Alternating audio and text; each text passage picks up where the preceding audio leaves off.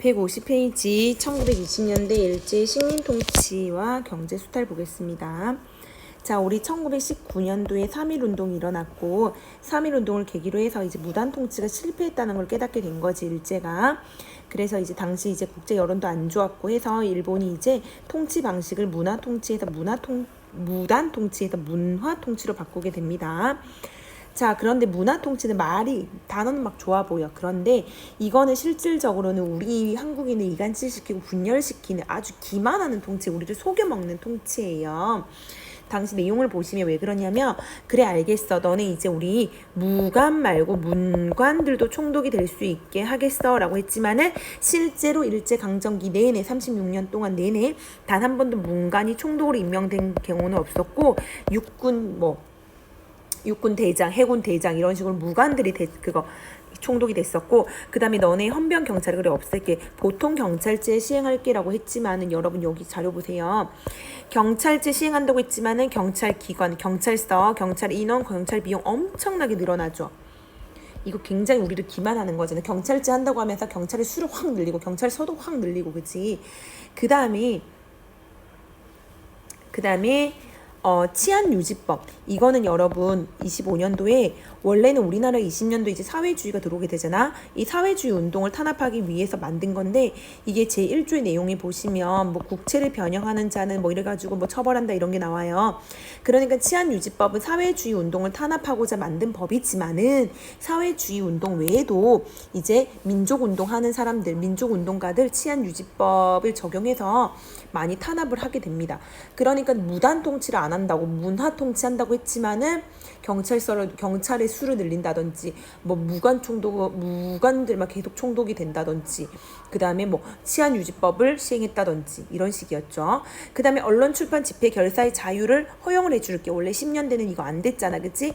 해줄게라고 했는데 막상 그래서 동아일보하고 조선일보가 이제 신문을 발행하게 됐어. 언론이 허용이 돼가지고. 그런데 사옥 검열이 막 심해지는 거야. 자기들이 볼 때 마음에 안 드는 검열해가지고 기사 같은 거 다 삭제를 한다든지, 그 다음에 신문을 정간 폐간하기도 했다는 거지. 그 다음에 집회 결사의 자유 허용해 줄게 했지만은 이것도 자신들이 허용하는 범위 내에서의 집회 결사의 자유만 허용을 해주는 거였죠. 그 다음에 너네 한국인들 정치 참여시켜줄게 라고 한 거예요. 우리 원래 중추원이 있었지. 이거는 자문기관이었지, 그치? 그런데 우리 지방행정조직으로 부면 있었잖아, 그치? 자 13도가 있었지. 그리고 부군면이 있었잖아. 13도, 도평의회에 부면협의회라는 거를 설치를 했어요. 그리고 여기 이제 선거를 통해서 이제 뭐 도평의회, 부면협의회, 이제 쉽게 말하면 여기 의원을 뽑는 거지. 그런데 선거권을 주는 것처럼 했잖아. 그런데 이것도 일부 재산을 소유한 사람들에게만 선거권 주는 거지. 즉 일부의 친일파들만 선거권을 가질 수 있는 거였죠. 그리고 이 도평의회나 부면협의회 자체가 자문기관이야. 뭔가를 결정할 수 있는 의결권이 없는 자문기관이에요. 그러니까 이것도 결국에는 문화통치하면서 너네들 이제 정치 참여시켜줄게라고 했지만은 결국 이거는 실효성이 했지만은 결국 우리를 기만하는 거였지. 그 다음에 20년 되니까 2차 조선교육령이에요. 2차 조선교육령 발표해서 너네 일본인 한국인들 차별하지 않고 교육하게 해줄게 라고 했지만은 여전히 여기 보시면 동등하게 교육하겠다고 해가지고 보통 학교의 수를 늘리긴 했지만은 여전히 일본인들이 취약 비율이 더 높죠. 특히 중등 고등교육을 가면 갈수록 일본인들이 교육을 받는 수가 현저히 많죠. 그러니까 우리에게는 여전히 고등교육의 혜택은 주어지지 않았다는 겁니다. 이게 문화통치 내용이에요. 그 다음에 우리 10년대 토지조사 사업이 있었다면 20년대는 산미 증식 계획이 있습니다. 쌀을 이제 증식 많이 생산한다는 거지. 왜? 자기들이 가져가기 위해서. 일본의 부족한 식량을 우리나라에서 확보할 목적으로 우리나라에서 쌀을 많이 이제 생산시키고자 하는 거예요. 쌀을 많이 생산시키기 위해서 농지를 확장을 하고, 그 다음에 수리시설 중요하잖아. 각 마을마다 수리시설을 개선하고, 그 다음에 보다 더 많이 자기들의 입맛에 맞고 많이 생산될 수 있는 종자 개량 이런 걸 통해서 식량 생산을 늘려서 많은 쌀을 가져가고자 했어요. 그런데 쌀의 생산량은 어느 정도 늘어났으나 목표량은 달성하지 못했다. 자, 무슨 말이냐면 자기들이 원래 생각했던 목표만큼의 쌀이 늘지를 않았다는 거야. 증산된 양보다, 늘어난 양보다, 증산된 양보다 수탈량이 더 많았던 거지. 수탈량이 더 많았어요. 그러니까는 쌀 생산은 많이 늘지를 않았어. 그런데 수탈량은 계속 는 거지. 수탈량은 는 거예요.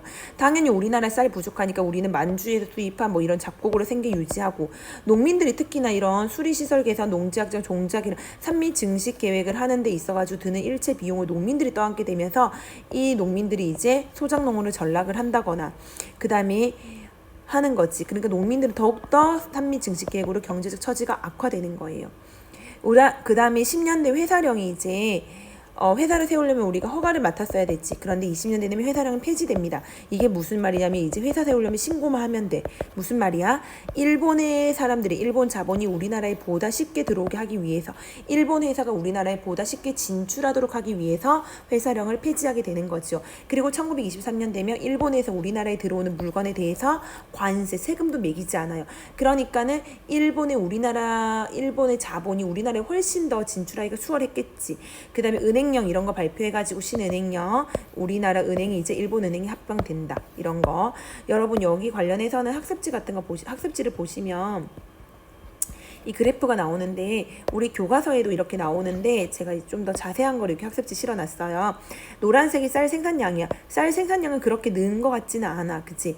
그런데 일본으로 가져간 쌀을 보면 계속 늘어났지. 그러니까는 증산된 양보다 수탈량이 많았다는 거지. 절대적인 값이 많았다는 게 아니고, 증산되는 양은 쌀은 증산되지 않았지만 수탈량은 계속 증가했다는 거지요.